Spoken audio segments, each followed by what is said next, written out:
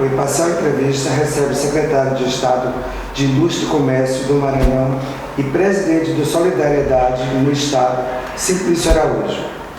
Lembrando que essa entrevista está sendo gravada, feita sem máscaras, porque nós estamos testados e tomamos todos os cuidados de acordo com as orientações das autoridades de saúde. Simplício Araújo, seja bem-vindo. Simplício, eu vou logo te perguntando, porque aí está espalhado outdoors na cidade, tu está em campanha pela aprovação do novo plano diretor, que é de 2006, e também por uma nova lei de zoneamento atualizada.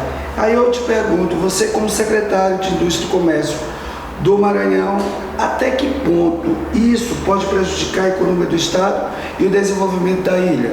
Olha, isso está prejudicando toda a ilha de São Luís. Na gestão passada do prefeito anterior, foi feito um trabalho para aprovação desse plano. Esse plano já devia ter sido aprovado na gestão anterior. Essa gestão, ela tem esse grande desafio, esses outdoors. Inclusive, eu quero frisar aqui, não é contra esse prefeito, não é contra o prefeito, é a favor de São Luís. E vou te explicar por quê. Quando a gente tem um plano diretor defasado, como nós temos agora, e um plano de zoneamento que tem mais de 30 anos que está em vigor, nós temos hoje muitos problemas para atrair negócios, definir localização de negócios. Nós temos negócios, São Martônio, aqui em São Luís, que estão alojados em áreas aonde esses negócios estariam irregulares ou estão irregulares. E isso precisa ser devidamente alinhado, ou consertado, ou de repente mudado esse empreendimento de lugar. Também temos problemas na principal indústria da Grande Ilha, que é a indústria da construção civil. A construção civil, ela hoje tem um gabarito máximo aqui na região do Renascença de 15 andares. A região que pode expandir as moradias, pode ter um crescimento habitacional, que é a área do Olho d'Água, nós só podemos construir lá 5 andares. E aí, quando eu defendo essa questão, eu não estou defendendo o empreiteiro e as construtoras.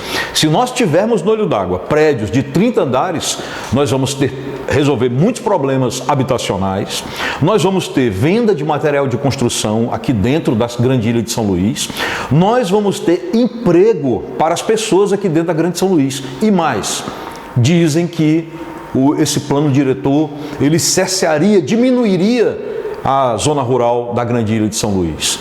É um equívoco, porque o que nós temos hoje na Grande Ilha, que precisa também urgentemente ser consertado, a bem dos cidadãos da Grande Ilha de São Luís, são as invasões.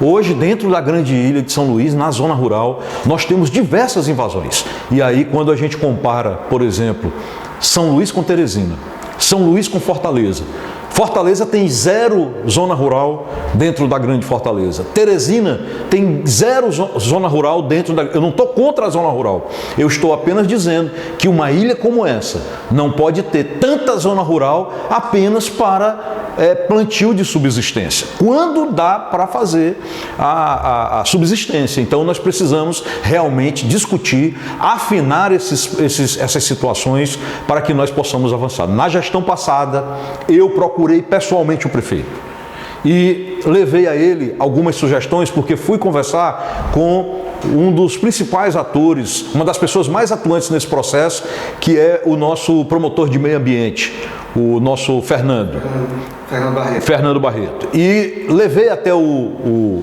nosso prefeito, o ex-prefeito, essas sugestões. No entanto, eu pude observar que não existia uma gestão, uma liderança do processo, e esse processo estava ficando dominado e só pelos ambientalistas ou só por pessoas que tinham alguns interesses nas causas que são muito nobres, mas tem que ter uma gestão, e a gestão não estava acontecendo no plano atual. Então eu quero que esse plano seja entregue para São Luís, para que a gente tenha mais desenvolvimento, mais regularização e, o principal, mais empregos aqui na Grande São Luís. E falando em economia, eu te pergunto, de acordo com as informações divulgadas ali pela Secretaria de Faz, a Secretaria de Fazenda do Estado, sobre a situação fiscal do Maranhão durante a pandemia do coronavírus, A pasta revelou que em 2020 houve um impacto negativo sobre a receita de aproximadamente 1 bilhão.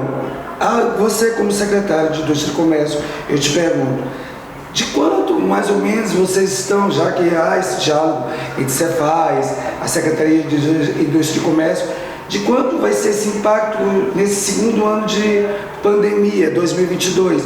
Existe já um prognóstico com relação a isso? Olha, primeiro eu quero destacar a liderança do secretário Marcelos e a escolha do governador Flávio Dino para o secretário Marcelos, que é um grande secretário, tem feito uma política de gestão muito boa nessa questão da Secretaria de Fazenda. O ano passado, realmente, nós tivemos uma perda de mais de 1 bilhão, na verdade. Nós chegamos aí, acho que em torno de 1 bilhão e 500 a 1 bilhão e 700. E aí houve a compensação do governo federal, num repasse para o governo estadual, da ordem de 700 milhões. Perceba que não supriu o que nós perdemos de movimentação. Esse ano, Samarlone, a gente começa a ter uma movimentação diferenciada. Por quê?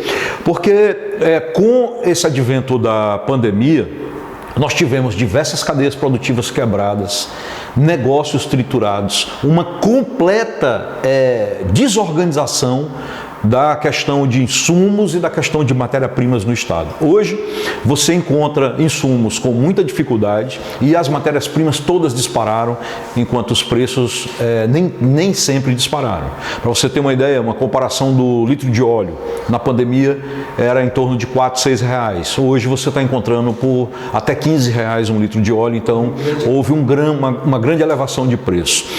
Então, por que nós vamos ter uma movimentação? Por que a gente vai ter um reaquecimento da economia agora, esse ano? Porque os empresários nunca tiveram tanta demanda como tem do ano passado para cá. Hoje, se você tinha o ano passado cerca de 300 pedidos, uma empresa hoje tem 1.000 pedidos. Só que ela não consegue entregar por conta da falta de insumos e da falta de matéria-prima. Então, cansados de esperar por esses auxílios do governo federal, os empresários viram que tinham que se desfazer dos seus ativos, tinham que se endividar para tentar alcançar essa demanda que existe, e é uma demanda muito boa, porque a gente começa a retomar o crescimento. Então, essa demanda está impulsionando a economia. Esse mês de maio agora, nós tivemos o melhor resultado na arrecadação de impostos no Brasil inteiro.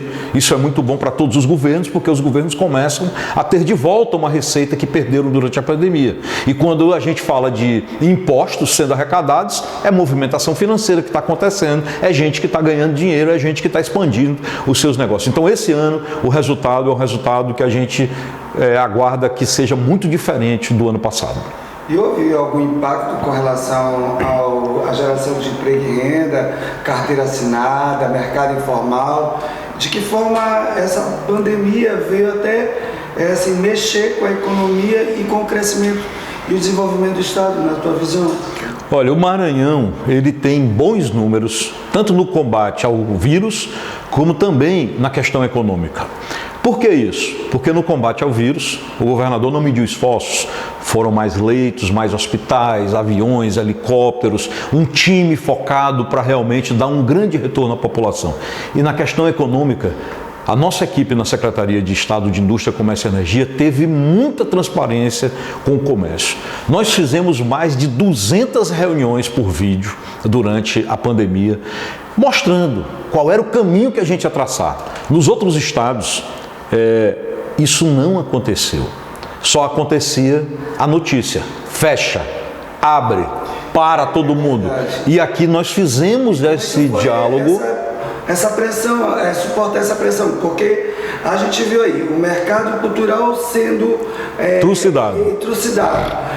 Os produtores culturais, aí a míngua também, artistas do mesmo jeito, lanchonetes, bares, restaurantes sofrendo esse impacto, mercado de eventos, idem. Então, assim, eu queria saber como é que foi gerenciar essa situação diante desse cenário que não foi nada agradável. Interlocução, transparência e divisão de responsabilidades. Isso segurou as carteiras assinadas no Maranhão, segurou os empregos e também os negócios. Quando você não sabe o que o governo está fazendo, você fica meio perdido, você demite os seus funcionários, você toma decisões sem saber o que está acontecendo. Como eu fui empresário, eu sei da necessidade de que as pessoas tivessem esse tipo de informação, porque o governador, de uma forma muito brilhante, toda sexta-feira presta contas com a sociedade do Maranhão. Isso só aconteceu no Maranhão e mais em 1 ou 2 estados. Aqui, também no setor privado, nós fizemos a mesma coisa. Quando um setor ficava muito nervoso, nós chamávamos para conversar e fazíamos isso. Primeiro, buscar uma boa interlocução. Segundo, dar transparência do que estava acontecendo, de que nós estávamos buscando salvar vidas, de que nós estávamos buscando alguma forma de manter a economia. E, por fim, dividir a responsabilidade, porque a responsabilidade não era só do Flávio Dino nem do Simplício, era também da sociedade do Maranhão. E as pessoas, eu tenho muita satisfação em dizer isso, elas entendiam, elas compreendiam e deram a sua contribuição durante esse momento muito complicado. Quando o governador tem os números bons aqui no combate à pandemia, isso se deve ao governador, à nossa equipe, mas também ao povo do Maranhão, também a essa classe empreendedora que compreendeu, inclusive nos ajudou muito durante a pandemia. Eu só ia perguntar, recentemente o senhor fez uma live onde o senhor confirmou a sua pré-candidatura aí ao governo do Maranhão, e durante essa live, que foi transmitida pelas redes sociais, o senhor reforçou novamente que está à disposição para colocar o seu nome para a população. Eu lhe pergunto, o que lhe credencia a sua candidatura ao governo do Maranhão em 2022? Bom, primeiro é preciso contextualizar por que eu sou pré-candidato. Eu sou pré-candidato porque eu estou preocupado com o Maranhão. Todo mundo diz que o Maranhão tem uma cabeça de burro enterrada, que o Maranhão não avança.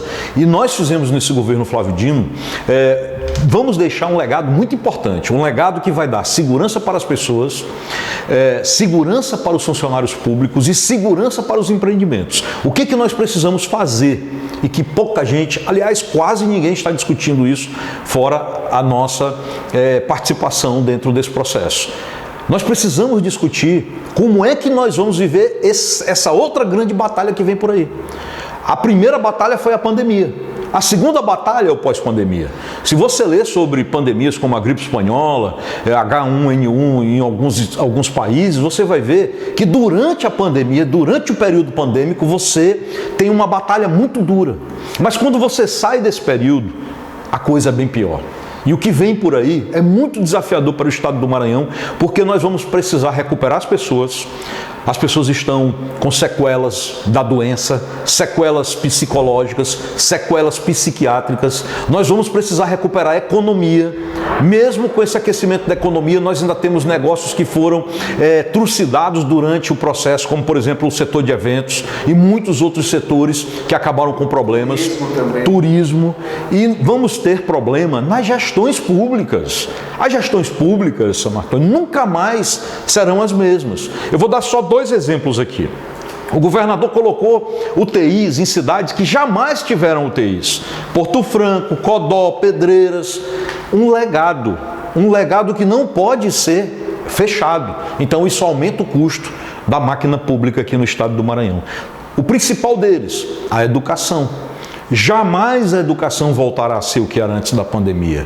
Nós vamos ter aqui e ali a presença muito forte do ensino híbrido, então nós vamos precisar inserir acesso à internet, equipamentos, ferramentas, treinar o pessoal, toda uma situação para a gente não falar de outras áreas do governo. Então eu não vejo as pessoas discutindo isso. E eu quero estar nesse processo, primeiro porque durante mais de 2 anos eu tenho ouvido que eu tenho um perfil para governar o Maranhão, que eu sou um bom nome, que eu tenho um nome melhor do que fulano ou beltrano, que eu não quero citar aqui, mas isso eu ouço em qualquer lugar. Eu vou numa padaria, eu vou num restaurante, eu vou no interior, todo mundo falando. E as pessoas que estão ao redor de mim, que viram o meu trabalho, não apenas durante a pandemia, mas a minha vida toda. Você me conheceu Na infância. Nós moramos aqui na Camboa. Morei praticamente em frente à sua casa. Você sabe a minha origem, você sabe que eu fui pobre e você sabe que eu cheguei até aqui sem passar perna em ninguém, sem nenhum tipo de escândalo na minha vida. Então eu tenho uma história de vida pessoal e eu tenho uma história de resultados na minha vida política e na minha vida de gestão. Na minha vida política, por 2 anos como deputado titular, eu fiquei sempre entre os 20 melhores deputados. E na minha gestão, na Secretaria de Indústria e Comércio, ninguém ouvia nem falar na Secretaria. A gente colocou a Secretaria como protagonista do desenvolvimento do Estado do Maranhão e agora na pandemia a gente viu aí a diferença entre quem é líder e quem se esconde durante a necessidade do povo. Porque o que tinha de covarde se escondendo e que agora está querendo mostrar a cara para dizer que é o bonzão aqui no estado do Maranhão, não são poucos. Só lhe fazer uma pergunta. O senhor é presidente do Solidariedade no estado. E eu lhe pergunto, de que forma o partido está se preparando para essa batalha das eleições de 2022? Uma vez que a gente está aí nessa renovação aí de deputados federais, estaduais e o senhor como pretenso candidato ao governo do estado? Olha, o partido que estiver se movimentando agora, eu acho que está perdendo tempo. Porque não dá para fazer nada se você não sabe as regras do jogo. Nós estamos aguardando as regras da eleição de 2022 para poder avançar com o plantel que nós temos de bons filiados e de pessoas com cargos públicos. Então essa discussão de deputado estadual, deputado federal, nós só vamos discutir isso depois. Agora, a pré-candidatura, ela foi posta a pedido desse plantel, do partido, do povo do Maranhão e das pessoas que estão ao meu redor. Então, essa pré-candidatura, ela vai seguir independente das regras. Nós estaremos, com muita humildade, discutindo essa essência que eu estou colocando aqui. Como é que a gente faz para gerar mais renda no Maranhão, gerar mais emprego, desenvolver o Maranhão para valer. Essa é a discussão que eu quero ter durante essa pré-campanha. E como o senhor está avaliando esse processo de escolha do governador Flávio Dino em apoiar um dos 4 candidatos que fazem, pré-candidatos que fazem parte da base do governo, e o senhor é um deles, aí eu pergunto, como é que o senhor está avaliando essa situação, como é que o governador está percebendo o movimento de todos vocês, e já que uma vez que existe um pacto pela unificação, queria que o senhor falasse um pouco sobre isso. Bom, primeiro eu vejo uma coisa sem nexo, uma discussão sem nexo acontecendo, que é essa discussão da sucessão do governador envolvendo apenas a classe política. A classe política do Maranhão, quando a gente fala de quantidade de pessoas, não representa 5% do eleitorado do Maranhão. Isso considerando prefeito, ex-prefeito, vereador, ex-vereador, deputado, ex-deputado, senador, ex-senador, junta toda essa classe política, ela não representa 5% da quantidade dos eleitores do Maranhão. Então, a quantidade de eleitores que vai definir isso é muito maior do que a quantidade da classe política. A outra situação é a situação econômica. Se eu estou colocando que nós precisamos sair, nós precisamos avançar, precisamos aproveitar essa base do governador Flávio Dino, quando a gente compara a movimentação financeira do Maranhão, tudo que está na mão da classe política representa em torno de 30% apenas da movimentação econômica do nosso estado. 70% é a classe empresarial, é a classe empreendedora. E mais, se você pegar as prefeituras, se você pegar o governo, pegar a Assembleia, pegar todos os lugares onde se faz apenas política, nós não temos mais capacidade de empregar, de agregar ninguém a essas estruturas. Aonde a gente pode gerar emprego verdadeiramente, fazer o Estado crescer verdadeiramente, é no setor privado, porque esse sim tem uma perspectiva, porque o Maranhão tem grandes potenciais que eu pretendo discutir isso ao tempo e à hora. Então, quando a gente vê um líder como o governador Flávio Dino fazendo esse processo, algumas pessoas criticam, mas o governador combateu durante 40 anos um sistema que escolhia a revelia da população, que apontava a revelia da população. Uma vez que nós tínhamos 3 candidatos, onde esses 3 candidatos já estavam há mais de 2 anos em campanha e nenhum se tornou favorito, o meu grupo, o meu pessoal achou por bem que eu colocasse o meu nome para ser avaliado também. Então, como você bem disse, são 4 pré-candidatos e eu acredito que desses 4 pré-candidatos sairá a escolha do governador para ser o seu sucessor, após ele ouvir o principal principal ator do processo, que é o povo do Maranhão. Vossa Excelência, o povo, vai apontar para o governador qual é o caminho que o povo quer e com toda certeza, conhecendo o governador como eu conheço, ele vai abraçar essa candidatura e vai ajudar essa pessoa a chegar até ao Palácio dos Leões e ao comando do nosso Estado. E o que o senhor espera do próximo governador do Estado? Olha, eu espero muita responsabilidade, um diálogo claro, transparente com a população, um governador que consiga aproximar a classe política do governo. É essa discussão que eu quero trazer à tona. Nós já rompemos esse ciclo de que apenas conta a classe política nesse processo. Todos temos que participar desse processo. Tem muita gente aí contando prefeito como conta cabeça de gado, contando vereador como conta cabeça de bode. E é importante os vereadores, são importantes os prefeitos, mas mais importante é a grande massa, é a população do Maranhão que precisa nos ajudar para que nós possamos trazer mais desenvolvimento e mais emprego com justiça social para o nosso Estado. Essa é a mensagem final que eu queria deixar aqui, te agradecer aqui ao seu Pedro, agradecer a toda a equipe do Jornal Imparcial e estou sempre à disposição, que gostaria muito de deixar o recado que eu estou dando em todos os veículos de comunicação. Vocês são um grande veículo, vocês têm nome e vocês zelam pelo nome de vocês, mas tem gente que não faz isso. Então, num processo como esse, quando eu tiver que ser citado, eu gostaria de ser consultado. Estou à disposição para isso, sou muito acessível para isso. Tem gente que não faz isso e acaba confundindo, transformando o que seria uma notícia num fake.